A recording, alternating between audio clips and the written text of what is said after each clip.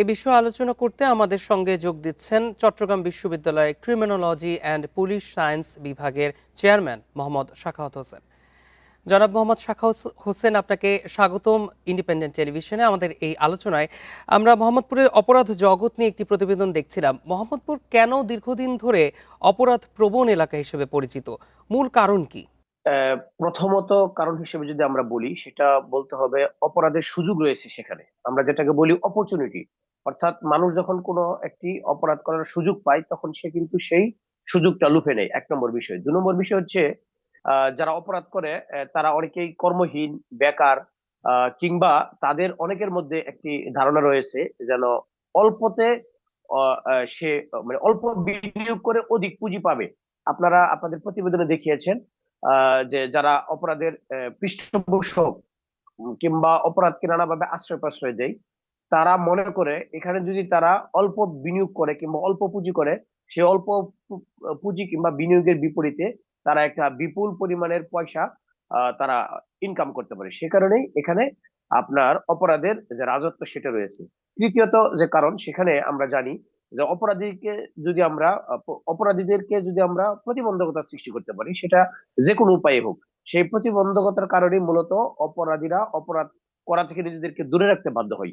সেই প্রতিবন্ধকতা আমরা সৃষ্টি করতে পারিনি।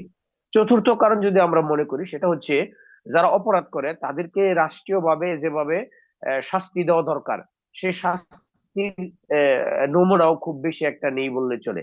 আপনারা আপনাদের রিপোর্টে দেখিয়েছেন যে একটা জনবহুল এরিয়াতে যে ধরনের থানা দরকার, যত সংখ্যক পুলিশ সদস্যের দরকার, পুলিশ সদস্যের পুলিশিং প্রক্রিয়া দরকার, সেগুলো অপ্রতুল থাকায় অপরাধীরা নানাভাবে অপরাধ করে পার পেয়ে যাচ্ছে। পঞ্চমত যদি আমরা একটা কারণ বলি, সে কারণটা হচ্ছে আপনি দীর্ঘকাল ধরেই মোহাম্মদপুরের এই অচল অবস্থা বিরাজমান। তার মানে দেখা যাচ্ছে আইন শৃঙ্খলা রক্ষাকারী বাহিনী দিয়ে এই অপরাধকে কোনোভাবে নির্মূল করা সম্ভব নয়। ফলশ্রুতিতে কমিউনিটির যে ইনভলভমেন্ট, অর্থাৎ কমিউনিটি পুলিশিং এর যে বাস্তবায়ন, সেই প্রক্রিয়ারও অনুপস্থিতি রয়েছে মোহাম্মদপুরে। ফলশ্রুতিতে দেখা যাচ্ছে আহ অপরাধীরা নানাভাবে পার পেয়ে যাচ্ছে এবং শাস্তি থেকে তারা নিজেদেরকে দূরে রাখতে পারছে। এবং যাদেরই শাস্তি হয়, কিছু কিছু জায়গায় আমরা দেখেছি তারা তাদের যারা পৃষ্ঠপোষক, তাদের সহায়তায় জামিন নিয়ে বের হয়ে পুনরায় আবার অপরাধ প্রবণতায় সম্পৃক্ত হয়ে পড়ছে। এই সমস্ত কারণগুলোর কারণেই আপনার মোহাম্মদপুর একটা ক্রাইম প্রোন এরিয়া। এবং এই ক্রাইম প্রোন এরিয়ার অপরাধটাকে যদি আমরা মানে সমূলে উৎপাত করতে চাই, তাহলে এটাকে এর জন্য একটা বিশেষ ধরনের ইনিশিয়েটিভ সরকারের পক্ষ থেকে নেওয়া উচিত। এবং সরকার যদি গুরুত্ব দিয়ে বিবেচনা করে যে আসলে মোহাম্মদপুরকে একটা ক্রাইম ফ্রি সোসাইটি হিসেবে আমরা প্রতিষ্ঠিত করব, তাহলে নিশ্চিতভাবেই কমিউনিটির ইনভলভমেন্ট খুবই জরুরি। পলিটিশিয়ান যারা আছে বিভিন্ন রাজনৈতিক দলের, সবার অংশগ্রহণ খুব জরুরি। এবং সামাজিক যে প্রতিষ্ঠানগুলো রয়েছে, স্কুল, মসজিদ, মাদ্রাসা, পেগোডা, সাখাওয়াত সকল। হোসেন, আপনি যেমনটি বলছেন যে অপরাধের পৃষ্ঠপোষকতার কথা বলছিলেন, তারই রেশ ধরে আরো একটি প্রশ্ন জিজ্ঞেস করতে চাই যে রাজনৈতিক প্রশ্রয় বা স্থানীয় প্রভাবশালীদের ভূমিকা আসলে কতটা প্রভাব ফেলে অপরাধ নিয়ন্ত্রণে? আমাদের একটা টার্ম রয়েছে, পলিটিসাইজেশন অফ ক্রিমিনাল। আপনি দেখবেন প্রায় অধিকাংশ রাজনৈতিক দলে ক্রিমিনালদের কোনো না কোনো ভাবে একটা ইনভলভমেন্ট দেখা যাচ্ছে। এবং শুধু যে ইনভলভমেন্ট তা না, দেখবেন চিহ্নিত আসামি, দাগী আসামি, তাদের বিরুদ্ধে গুরুতর অভিযোগ রয়েছে। এই ধরনের ব্যক্তিরাও বিভিন্ন রাজনৈতিক দল থেকে আপনার মনোনয়ন নিয়ে রাজনৈতিক প্রক্রিয়া অংশগ্রহণ করছে। এই যে একটা প্রক্রিয়া, ছোট ছোট অপরাধী কিংবা উঠতি বয়সী তরুণ, তাদের মধ্যেও এই রাজনৈতিক প্রক্রিয়ার সাথে সম্পৃক্ত হওয়ার কারণে অপরাধ প্রবণতায় তাদের যে একটা গুরুত্ব, তাদের যে একটা মানে জোরালো অংশগ্রহণ, সেই বিষয়টা তারা সেখানে তুলে ধরার চেষ্টা করেছে। এবং আপনি যদি যে কোনো অপরাধকে বাংলাদেশ থেকে সমূলে নিপাট করতে চান, তাহলে এদের যারা পৃষ্ঠপোষক, আমরা শুধু মানে একটা মানে আগাছাকে নির্মূল করার চেষ্টা করি, কিন্তু একটা গাছকে নির্মূল করার জন্য হলেও যারা পলিটিক্যালি মানুষকে আপনার প্যাট্রোনাইজ করে, পলিটিক্যালি মানুষকে সাপোর্ট করে, তাদের যে গুড়া, সেটাকে আমাদের আপনার সমূলে নিপাট করতে হবে। আপনি যদি মধুপুরের একটা উদাহরণ দেখেন, একটা সময় মধুপুরে আপনার বনাঞ্চল একদম বিলুপ্তির পথে ছিল।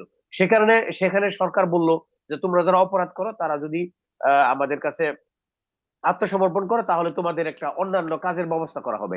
এই মোহাম্মদপুরও যারা চিহ্নিত অপরাধী, তাদেরকে যদি সরকার এ ধরনের ঘোষণা করে যে তোমাদেরকে রিহ্যাবিলিটেশন করা হবে, তোমরা সঠিক পথে যদি ফিরিয়ে আসতে চাও তাহলে রাষ্ট্র তোমাদের কর্মসংস্থানের ব্যবস্থা নিশ্চিত করবে। সেক্ষেত্রে দেখা যাবে তাদের যারা পৃষ্ঠপোষক তাদের নাম হয়তো বা কোনো না কোনো ভাবে প্রকাশ্যে চলে আসবে। পরবর্তী সময়ে সরকার যদি আপনার জিরো টলারেন্স নীতি প্রণয়ন করে যারা পৃষ্ঠপোষক তাদের বিপরীতে, তাহলে দেখা যাবে মোহাম্মদপুর না, এই মোহাম্মদপুরের রেল ধরে বাংলাদেশে অন্যান্য জায়গায় যেখানে পলিটিশিয়ানরা রাজনৈতিক ব্যক্তিবর্গ অপরাধীদের পৃষ্ঠপোষকতা দেয়, তারাও আস্তে আস্তে সে জায়গা থেকে ফেরত আসবে। এবং আমরা যদি একটা দৃষ্টান্তমূলক শাস্তির ব্যবস্থা নিশ্চিত করতে পারি তাহলে দেখা যাবে এই দৃষ্টান্তমূলক শাস্তির কারণেই অন্যান্য যারা এই ধরনের অপরাধীদেরকে কোনো না কোনো ভাবে সহযোগিতা করে তারা জনাব ওই জায়গা থেকে ফিরে সাখাওয়াত আসবে। হোসেন, আপনি যেমনটি বলছেন যে সরকারের সহযোগিতার কথা এবং জিরো টলারেন্স যদি জারি করতে পারে, আমরা যদি মোহাম্মদপুরকে অপরাধ মুক্ত করতে চাই সেক্ষেত্রে কি পদক্ষেপ আসলে আমাদের নেওয়া উচিত বলে আপনি মনে করেন?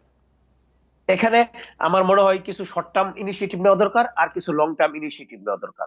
শর্ট টার্ম ইনিশিয়েটিভ বলতে যেখানে অধিক পরিমাণে ক্রাইম হচ্ছে বর্তমান সময়ে, সেখানে আপনার একটা মানে দ্রুত গতিতে একটা পুলিশ স্টেশন যে আমরা স্থাপন করতে পারি, একটা পুলিশ ফাঁড়ি ব্যবস্থা করতে পারি, আমরা যদি বিট পুলিশিং ব্যবস্থাটাকে কার্যকর করতে পারি, সিস্টেমটাকে খুব দ্রুত গতিতে কার্যকর করতে পারি, এগুলো হচ্ছে আমাদের শর্ট টার্ম ইনিশিয়েটিভ।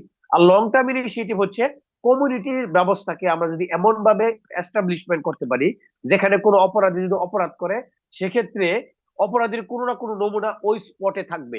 সেক্ষেত্রে আমাদের সিসিটিভি ফুটেজ আছে, এনভায়রনমেন্টাল ডিজাইন আছে, ক্রাইম প্রিভেনশন তো সোশ্যাল ডেভেলপমেন্ট, অর্থাৎ সমাজ থেকে যদি আমরা এমন ভাবে ব্যবস্থা করতে পারি, এমন ভাবে বিনির্মাণ করতে পারি যেখানে দেখা যাবে কেউ যদি অপরাধ করে তার বিপরীতে একটা প্রতিপক্ষ একটা নির্দিষ্ট শ্রেণী পর্যায়ের গ্রুপ দাঁড়িয়ে যাচ্ছে, এই ধরনের এস্টাবলিশমেন্ট যদি আমরা করতে পারি এবং বই পুস্তকে যারা অপরাধী তাদেরকে যদি আমরা এক গড়ে করে দিই বা এক গড়ে করে দেওয়ার একটা ব্যবস্থা থাকতে পারে যে সমাজ থেকে তারা আমরা বিচ্যুত করে দিতে পারি, এই ধরনের ইনিশিয়েটিভ যদি আমরা লং টার্ম মেজারমেন্টের দিকে নিয়ে যেতে পারি তাহলে দেখা যাবে আস্তে আস্তে ধীরে ধীরে যেখানে মানুষ বসবাস করতে একটা ভয়ের মধ্যে থাকে, ঘর থেকে বেরোলে মানুষের মধ্যে তো একটা স্যার, আপনি ভয়ের যেমনটি বলছেন যে মোহাম্মদপুরকে দীর্ঘদিন ধরে অপরাধ প্রবণ যেহেতু ছিল সেটি অপরাধ মুক্ত করার ক্ষেত্রে কিছু ইনিশিয়েটিভের কথা, আপনাকে অসংখ্য ধন্যবাদ আমাদের সাথে এই আলোচনায় যুক্ত হওয়ার জন্য।